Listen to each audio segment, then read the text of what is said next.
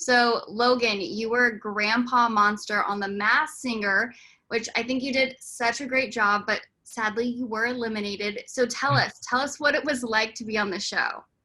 Oh, wow. Thank you for, I don't know if you mean it, but thank you for I saying do mean it. I really do. I thought it was so fun. thank you. It was fun. It was fun to be on the show. It was extremely difficult. Although there's an irony in, feeling so free in a costume that is so restrictive.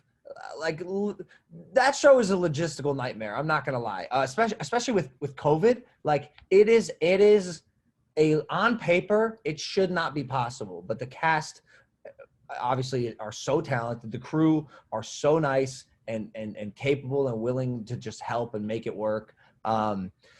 But yeah, there are so many like little things that you never know. Like you have to show up with all your skin covered, a visor, face mask. You can't talk. You have to remain not anonymous because that's the thing, right? That makes the show.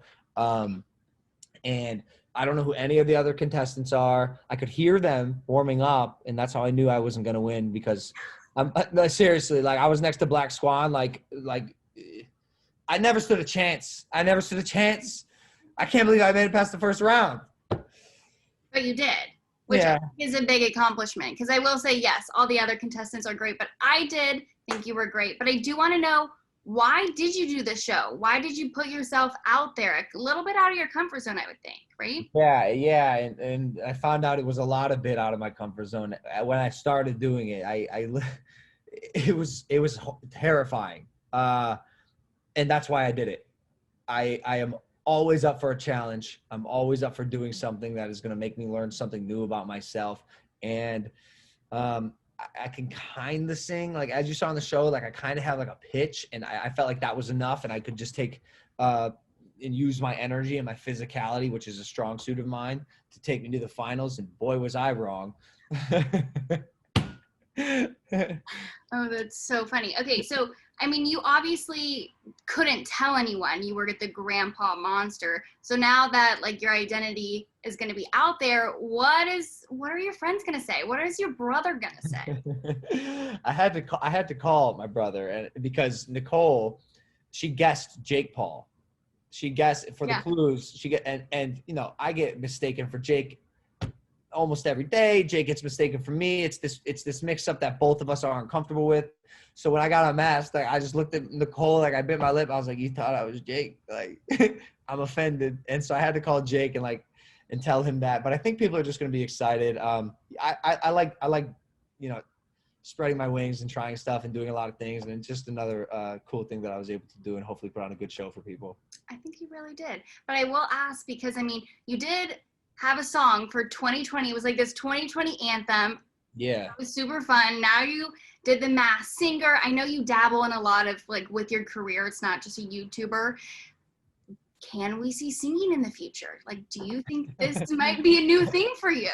I don't know. I don't think so. If I do pursue any sort of musical venture, it will be a musical of sorts or in the vein of comedy. That's kind of where I work best. Because I tried to do music for a little bit. Like I really did. I dedicated like a year of my life to like a full 365 days to writing music. I went to Sweden and recorded like an EP. I did it all. And when I got it back, I was like, I hate it. I hate this. I hate it. All of it. It doesn't seem genuine. It doesn't seem, the songs weren't good. And so I kind of pulled the plug on any music goals I had. Other than singing, I do know you're big into fighting, and you have the WWE SmackDown coming up, which I would imagine is like this huge accomplishment for you, right? Yeah, it's a bucket list item for sure. Yeah. Like for sure. I am extremely excited to go to WWE and watch Sami Zayn's documentary.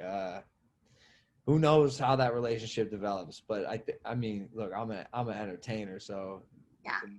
The more shows, the bigger shows, the better. Like, let's do it. Now, what is it with Floyd Mayweather? Are you ever going to fight him? Yeah, it's definitely happening. If I'm being honest with you, it's Floyd Mayweather. So, like, whatever you say, champ, I'm here. I'm training. When you're ready, you let me know the date and I'm there. Because we've been training every single day, sort of idling, although training hard, preparing to fight this guy. And the way I look at it as every day that goes by, I get about 1 to 2% better. And every day that goes by, he gets about 1 day older. And so the older Floyd Mayweather gets, the slower he gets. You know, the more fragile he gets. Me, I'm the opposite. I'm 26. I'm headed into my prime, and I'm at that tipping point where I'm getting exponentially better at this sport very quickly. So yeah, the longer he waits, I think the more he's in danger. And I've heard it all. They're saying he's the greatest fighter on the planet, and they're saying he's undefeated. I don't care. I don't. None of it intimidates me. I'm taller, I'm bigger, I'm hungrier, I'm faster, I'm stronger. Yeah, I just said I'm faster than Floyd Mayweather. I am. I'm the fastest man on the planet. Let's not forget. You know, it's manifesting. That's what you need to do. It's like speaking things into existence. I'm a big fan of that. I've been doing Yeah. it my whole life, and it's worked. And you know, he's had a great legacy. All good things must come to an end. Right. What about your brother? Do you think you'd ever get into the ring and show him a few hits? Show him a few hits, huh? Give him a few hits. I don't know the lingo. I just threw it out there. But do you think you would win? I'm gonna show him some. I'll show him. You show him something. I'd show him something, all right. Yeah, I'm a showman, and so is Jake, and we had a little rivalry on YouTube that has never been matched, and I don't believe it ever will. Our diss tracks against each other have 300 million views. Like that, it was like we were the two brothers that despised each other online, and I think we could probably make a similar wave if Jake and I ever fought each other. Like I'd go ahead and say I think Logan Paul versus Jake Paul would be one of the greatest and biggest, highest grossing pay-per-view combat sports events of all time. I agree. So I feel like this needs to happen. Yeah, maybe. You know, yeah, it probably will. You think you would beat him though? Like, would you win? Yeah, I'm biased, you know, because I'm me. But yes, yeah, I would. Yeah. Yeah. I know we talked about this a little earlier that you called Jake, but what did he say? Like, was he surprised when you were the grandpa monster, or was he like? We're so numb to each other's feats, successes, failures. Like, yo, Jake's house got raided by the FBI. My mom called me. It's 8 a.m. She's freaking out. She's a mom from Ohio. Jake's house just got raided by the FBI. I'm like, Mom, like, that's great. Can I go back to sleep? Like, I don't, like, we're so numb to everything. So I told him I was the Masked Singer. And I told him, you know, they guessed that I was him, which he thought was funny. But, and he was obviously proud of me. But I think there's a level of just like acceptance and understanding, and also surrender to this weird life that we're living. A weird life, but an entertaining life for sure. And I will, very entertaining, which I mean, your name's always been swirled around. So I do want to ask my last question. Right now, there are some rumors that you might be dating Addison Rae. So can you set the record straight for us? I'm not dating Addison Rae. She's a friend. I think she's great. And yeah, we hung out. We played volleyball at the beach.